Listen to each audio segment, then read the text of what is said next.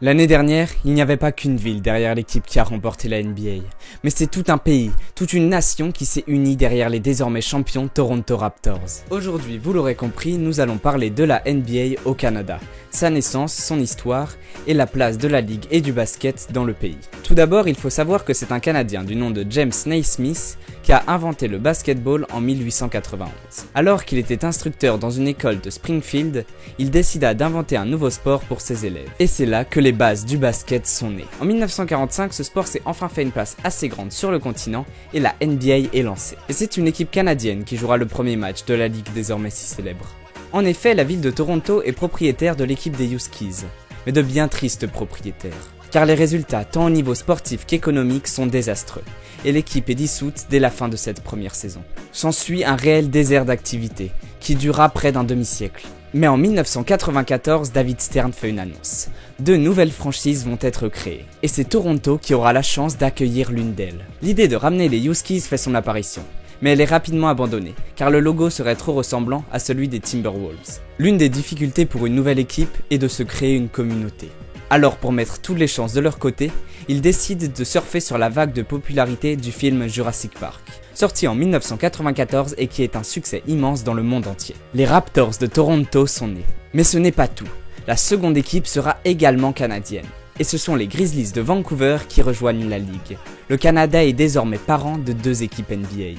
Mais il est très difficile de grandir dans un pays où tous les yeux sont déjà tournés vers ailleurs. Le hockey ne laissera aucune place au basket, et reste de loin le sport numéro 1 dans le pays. Et cela, accumulé à la crise économique que traverse le Canada, force les Grizzlies à déménager vers Memphis. Toronto est désormais seul, porté depuis quelques années par le recrue Damon Stoudemire, qui s'avère très rapidement être le meilleur joueur de l'effectif, et permet à l'équipe de ne pas couler dans les fonds de classement.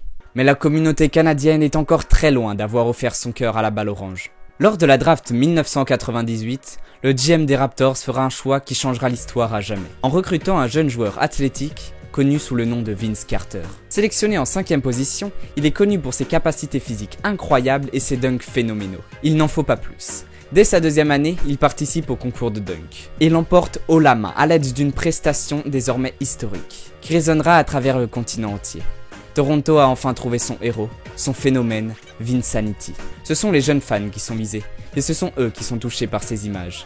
Tous veulent maintenant être Vince, tous veulent porter les chaussures de Vince, porter le maillot de Vince. La ville de Toronto vibrait au rythme du joueur. L'ambiance était électrique, et toute la ligue se déplaçait pour visiter, faire la fête et découvrir cette nouvelle culture. Mais il était temps de passer au niveau supérieur.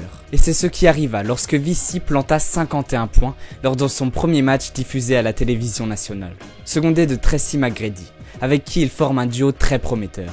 Le monde savait enfin où se situait Toronto.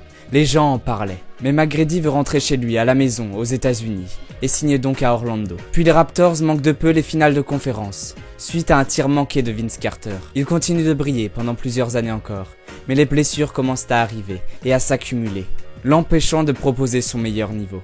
En 2004, il est donc envoyé aux Nets, mais la ville n'oubliera jamais tout ce qu'il leur a offert. Son histoire n'arrêtera jamais de planer au-dessus du sol canadien. Et Vince Carter se place sans hésiter parmi les légendes de notre sport. C'est d'ailleurs cette année que sa carrière a pris fin, après 22 saisons dans la ligue. Un ultime record pour celui qui a su mettre en lumière une équipe qui fait désormais partie des plus grandes de la NBA. Évidemment, cette belle période sera suivie d'une longue reconstruction. Et c'est sur Chris Bosh que celle-ci se reposera. Le All-Star sera aux commandes de 2006 à 2010, et mènera 2 fois l'équipe en play-off, mais jamais beaucoup plus loin. Puis à partir de 2013, une nouvelle ère commence, celle de DeMar DeRozan et Kyle Lowry. Le duo enchaîne de belles performances chaque année, mais ne se présente jamais comme de réels prétendants au titre. Arrive la saison 2018-2019. Le franchise player des Spurs, Kawhi Leonard, demande son transfert. Et les Raptors en profitent en proposant leur joueur phare, DeMar DeRozan. Un coup de poignard dans le dos pour lui, mais un très beau coup pour l'équipe. Kawhi va très rapidement s'intégrer à la dynamique. Toronto finit alors 2e de sa conférence et réalise des playoffs parfaits. Après avoir facilement éliminé Orlando au premier tour, Kawhi offre la victoire à son équipe avec un tir monstrueux dans les ultimes secondes du Game 7 face aux Sixers. Pour ensuite vaincre les Bucks et se présenter en finale NBA face aux favoris, les Warriors. Et les trop nombreuses blessures de Golden State et le très beau jeu que propose Toronto auront raison de la série. Les Raptors soulèvent le trophée NBA pour la première fois. Pour la première fois de l'histoire, c'est une équipe canadienne qui remporte le titre. La saison suivante, Kawhi Leonard décide de s'en aller. Mais les résultats ne faiblissent pas. Pour la deuxième fois de suite, l'équipe se présente en play-off en deuxième place de conférence. Mais on ne peut parler du basket canadien sans évoquer ceux qui y sont nés. Le premier d'entre eux à se créer une belle place est le double MVP Steve Nash, qui a largement fait ses preuves aux Suns de Phoenix dans les années 2000. Aujourd'hui, il n'y a plus de doute quant au fait que les natifs du Nord aient leur place en NBA.